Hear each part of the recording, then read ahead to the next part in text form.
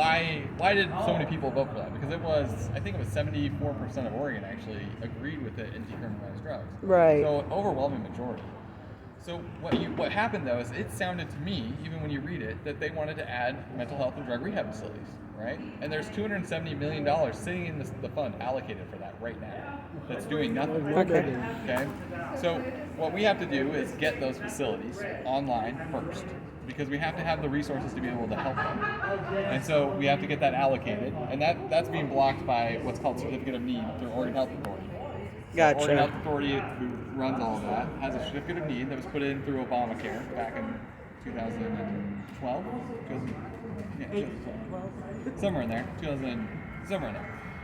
So certificate of need basically allows other hospitals to say, you're going to infringe on my profit margin, so I'm not going to let you open that facility. Big pharma kicking in. Yeah. That takes a governor to be able to say, look, I'm cutting the certificate of need out, it's gone. Now, approve every mental health facility and drug rehab facility that wants to open. Because Right. we desperately need it. We're 48 Right. 50 in coverage. And my next question is, if someone's willing to volunteer to put themselves in a rehab facility, is there going to be a waiting list? I had a baby brother who committed suicide while on heroin, and the reason for that, he tried to get into a rehab, but the state told him there's a 1.5 year wait. Yeah. A 1.5 year wait for a rehab for someone who wants the help, and you're not going to give it to them. So I want to see stuff like that change. I want rehabs available like ASAP. We're 48 out of 50 in resources available right now. That's bottom of the barrel. And that's because we've restricted everything. There's 3 facilities that I know of that have tried to open in the last 3 years. Every single one of them has been blockaded. One of them in Wilsonville wanted to open, and certificate of need was we're going to require them to give 51 of their 100 beds away for free all the time.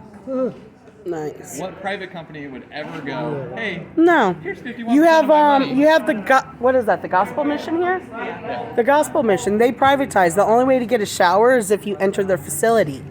Like before they privatized, you were able to go in and take a shower and not be required to be a resident there at the shelter. People are trying to still remain a part of society even though they're homeless. Yeah. But there's no shower so they can go to work clean. And that's what I was telling Amber, was that Josephine County doesn't even have adequate showers for the homeless right now.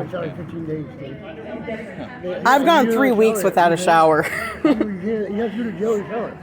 And I suffer with eczema and stuff, so when I don't get my, every other day shower in, my eczema starts acting up. And that's another thing I like to see done in areas, because I'm a big advocate for homelessness.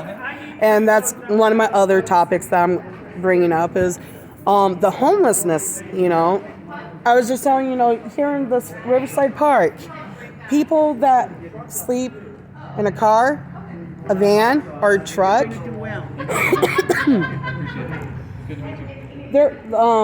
the city of Grants Pass made an ordinance to where those people can sleep in their vehicles in a park or on a side street, but if you sleep in an RV like mine, you can't sleep in this park. You can't park on a side street to sleep. You have to go either miles and miles out of town to go find a turnout, or We don't have money. and we don't got money for gas, Disability.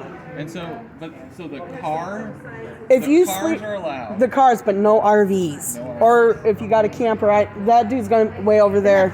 Certain criteria to the measurements of your RV. And like I was telling Amber, was that I believe that the politicians in this town went around to RVs, did their assessment on height, and went below that. So, for example, if you say your average height of an RV is, say, 15 feet, I'm sure it's higher, but the city made it, if your RV is over 13 feet, you can't park. Do you see where I'm going? Yeah. They went below the standards.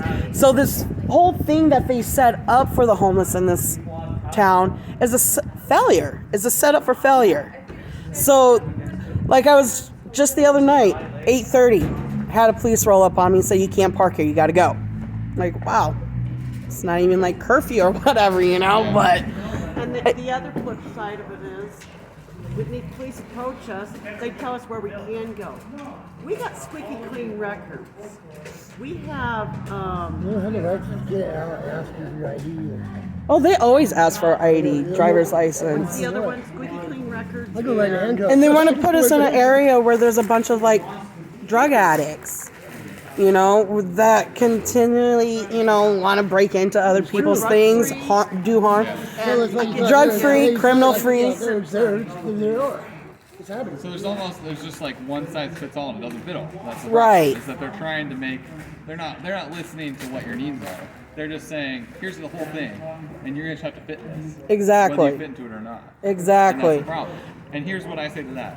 Most of that is because cities ran programs fail. Every single time. Anything the cities try to do, fails. Because they are not the brightest people, honestly. If you look at the city of Portland, for instance, where I live outside the city. I've lived in Portland for 20 years. $450 million spent over the last 3 years.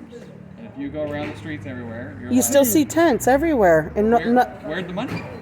Exactly. They don't have And I any think a lot of service. these places need audited because they're cashing in for themselves and not for the I homeless. agree. So what I think we need to do is push that money back onto the nonprofits.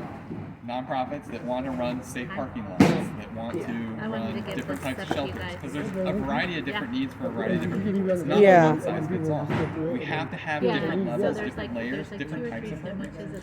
I know, like down in state of California, like in Santa Barbara County, they have what, I don't know if they still have it, but when I was homeless in California in 2013, when I was down in that area, they had what they called a safe park program. Kind of like this, but it didn't matter what vehicle. The church would Most let. counties do have that. Deschutes County, for instance, I was just out there meeting you with their mind sheriffs if I took a like a week picture ago, of these? and they have a one that you can park any kind of camper on. They move it around to different neighborhoods, so it's not stagnant, but it is Right. a place where you can go. So they do exist, and there are good programs. They're just not all in Now, every like county. Amber brought up, like a punch card for like COA for like homeless people, especially those who don't have money that can afford a campground. But with this punch card, it would be able to allow them to come in, attach the RV camper up to charge up the house battery, all that stuff, take showers, and just kind of take care of yourself in a hygienic, cleanly way. Because as of right now, there's, especially since COVID happened, everything for the homeless like community, everything has just literally been like swiped off the plate. Like we don't need it no more because of COVID. And so that since COVID, it's really made it that much harder. I used to be able to go out here to the coastal towns where they have, the shower and